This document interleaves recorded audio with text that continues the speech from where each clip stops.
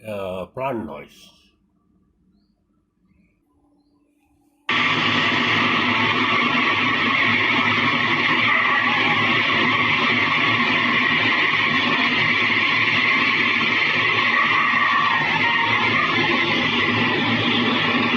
ഇത് ആണ് ഇപ്പോഴത്തെ പ്ലാന്റിന്റെ ശബ്ദം. ഇത് മെഷർ ചെയ്യാനായിട്ട് എന്തെങ്കിലും സംവിധാനം ഉണ്ടെങ്കിൽ ഒന്ന് ചെയ്ത് ലിമിറ്റിന്റെ അപ്പുറത്താണോ എന്ന് അറിയാൻ പറ്റുമല്ലോ. ഞാൻ ഈ ക്ലിപ്പ് അയച്ചു തരാം ഇപ്പോൾ ഉടനെ.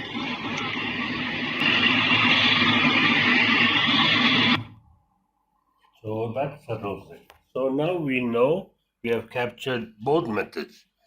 So we now know what it is. And now I'm going to keep silent so that it will stop. There, that's good. That's done. I think I can explain this nicely for you if anybody has any doubts. And this has been beautifully done in terms of the recording. Thank you, Vanachan. Thank you. And the analysis also was great. ഇത് വളരെ high technical ഒന്നും അല്ല. ഇത് വളരെ simple ആയിട്ടുള്ളൊരു കാര്യമാണ്. പക്ഷേ നോയ്സിനെ പറ്റിയുള്ള ഡോക്യുമെന്റേഷൻസ് ഒക്കെ മനസ്സിലാക്കാൻ കേപ്പബിലിറ്റീസ് ഉണ്ടെങ്കിൽ അത് പഠിക്കാനുള്ള എളുപ്പമാണ്.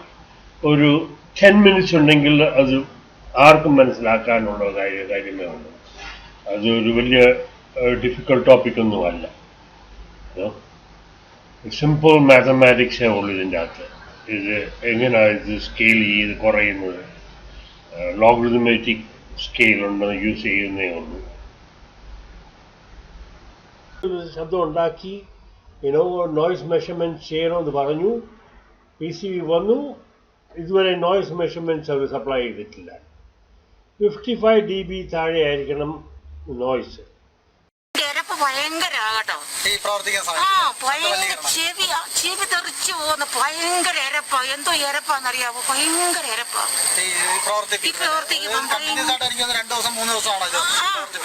ഇത് നമ്മളെ മിണ്ടാതിരുന്ന ദിവസവും പ്രവർത്തിച്ചോളൂ. നമ്മളെ നനങ്ങാൻ ഈ നാട്ടുകാർ കുറച്ചു പേരൊക്കെ ഇത് കുറച്ചൊക്കെ ദിവസമൊക്കെ 1-2 ദിവസമൊക്കെ നിർത്തിയിട്ട് 3-ാം ദിവസവും തുടങ്ങുന്നത്.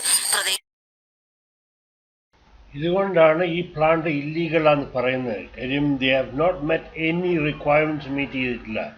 നോയ്സ് 100 meters ഒരിക്കലും സാധിക്കത്തില്ല. 55 meters dB താഴെ നോയ്സ് ഒക്കെ ഉണ്ടാക്കാൻ ഒക്കത്തില്ല. കാര്യം താഴെ is A soft hard flow, it's A granite flow.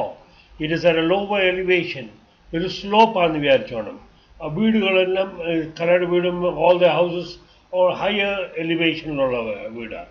So ഇവിടെ നിന്നുള്ള നോയ്സ് ബൗൺസ് ചെയ്യും, ഈസ് എക്കോയിങ്. സോ അവർക്ക് ഒരു രീതിയിലും ഇത് കൺട്രോൾ ചെയ്യാനൊക്കത്തില്ല. ഇറ്റ്സ് ഇംപോസിബിൾ എന്ന് പറഞ്ഞാൽ മതിയല്ലോ. അത് മാത്രമല്ല, ഇപ്പം 2 years മുമ്പ് പോലെ അല്ല.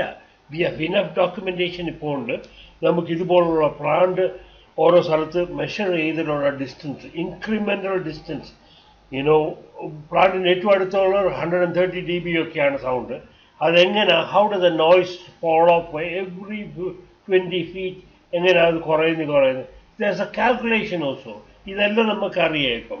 സോ ഇവർക്ക് കളിപ്പിക്കാൻ ഒരു മാർഗവും ഇല്ല. This is one way where we should have used it more efficiently. നമ്മൾ ഉപയോഗിക്കേണ്ടിയിരുന്നു. ഇത് പ്രസ് ചെയ്യണം. ഇപ്പം മുതൽ ഇത് പ്രസ് ചെയ്യാൻ തുടങ്ങണം. This is an important point.